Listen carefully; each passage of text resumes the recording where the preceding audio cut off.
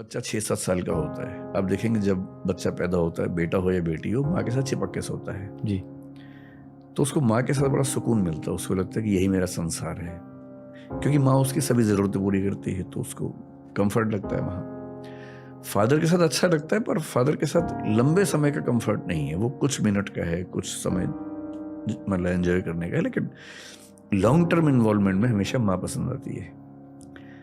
अब 6-7 साल या 8 की उम्र के बाद क्या होता है कि बेटे को हम माँ से अलग करने लगते हैं कि अलग कमरे में सो, दूर सो। और वो हर कल्चर की ज़रूरत है ताकि बेटे के मन में कुछ ऐसी फीलिंग्स ना आने लगें, क्योंकि वो बड़ा होने वाला है। बेटी को वो दिक्कत नहीं आती है। तो माँ और बेटी ज़िंदगी भर एक साथ सो भी सकती हैं, हर तरह की बात कर लेती है, क्योंकि माँ के जीवन के अनुभव और बेटी को जो अनुभव होंगे किशोरावस्था के बाद वैसे ही सेम होने वाले हैं। तो बच्ची माँ से ही बात करेगी। बेटा भी किशोर होगा, पर बेटा माँ से बात नहीं कर पाएगा। और बेटे और बाप में तो और कम बात होती है। तो जो बेटा नाम का जो प्राणी है ना घर के अंदर, वो इमोशनली बहुत अकेला है। वो जब बड़ा होता है तो वो अपनी बातें, specially the changes in body जो उसको फील होते हैं, बाप से तो वो कोई बात नहीं कर पाता, तो ये तो क्या ही करेगा। माँ भी इन मामलों में थोड़ा सा पर्दा रखती है बेटे के साथ, बेटी के साथ नहीं रखती है। बहन से कैसे बात करे इस तरह की। भाई अगर है बराबर उम्र का तो शायद कर ले, पर बहुत कम घरों में भाइयों में दोस्ती वाला संबंध होता है। आमतौर पे वहाँ वो सम्मान और रिस्पेक्ट वो हावी हो जाता है। इसलिए 13-14 साल के लड़के के पास कोई चारा नहीं है सिवाय इसके कि वो अपने दोस्तों से बात करे। दोस्त भी उतने ही अकेले हैं अपने अपने घर में, सही किसी को नहीं पता है। तो कहीं कहीं से वो ज्ञान चुराते हैं, आपस में शेयर करते हैं, गैंग बनाते हैं अपना। और क्योंकि घर के अंदर से वो इमोशनल स्टेबिलिटी उनको नहीं मिलती है, सपोर्ट नहीं मिलती है इन मामलों में, एक विद्रोह के भाव में रहता है कि मुझे मेरी माँ ने मुझसे अलग कर दिया और मैं अपनी बहन की तरह माँ के साथ नहीं रह पाता हूँ। तो घर की दुनिया से डिटैच होके बाहर की दुनिया में सुकून ढूंढता है। इसलिए आप देखेंगे जनरली लड़कों के लिए पैसा, रुतबा, पावर, बड़ा घर, बड़ी गाड़ी, इसकी जितनी वैल्यू है जनरली लड़कियों के लिए नहीं होती है। क्योंकि वो घर के माहौल में अपनी माँ के साथ, पापा के साथ जितना सुकून उनको मिलता है, तो इनके लिए सफलता के मायने जनरली अलग रहते हैं। वो सफलता प्यार मोहब्बत में ज़्यादा देख पाती हैं।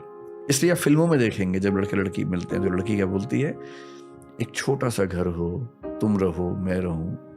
लड़का ऐसी बात आमतौर पर नहीं बोलता है। उसका सपना छोटा घर नहीं है, उसका सपना केवल तुम रहो मैं रहूं नहीं, उसका सपना है कि एक महल, नौकर चाकर हो, 20 गाड़ियां हो। क्योंकि वो खुद को साबित करना चाह रहा है बाहर की दुनिया में। और लड़की, सभी नहीं, जनरली लड़कियों के लिए सुकून का बिंदु है घर, परिवार, दोस्तों का समूह, एक छोटा समूह जहां इमोशंस आपस में शेयर हो जाएं, न कि ऑब्जेक्ट से वो अपने आप को डिफाइन करें। और ये इसकी जड़ है बचपन का वो अनुभव जब बेटे को माँ से अलग किया जाता है। आदमियों के साथ एक बहुत बड़ी दिक्कत ये है कि उनकी परवरिश में उनको सिखा देते हैं कि रोना कमजोरी का लक्षण है। अगर तुम्हारी आंख से आंसू निकलता है तुम लड़की हो, लड़का नहीं हो। तो लड़की होना लड़कों के लिए बहुत ही डिमीनिंग सी बात मान ली गई है, जबकि ये महिलाओं की ताकत है कि वो रो सकती। तो हमारा वैसे ही परवरिश का जो स्ट्रक्चर है गलत है। ऊपर से ये जो वैल्यू सिस्टम है कि रोए तो लड़की हो। अब लड़कों की दुनिया में कोई दुखी है, रोना चाहे, सब मजाक बना देते हैं उसका। पर रोना एक ऐसी बेहूदी बन गई है लड़कों की दुनिया में, तो फिर इलाज कहाँ से होगा। रो आप पा नहीं रहे, तो बहुत क्राइसिस है। लड़कों की दुनिया में क्राइसिस कम नहीं है।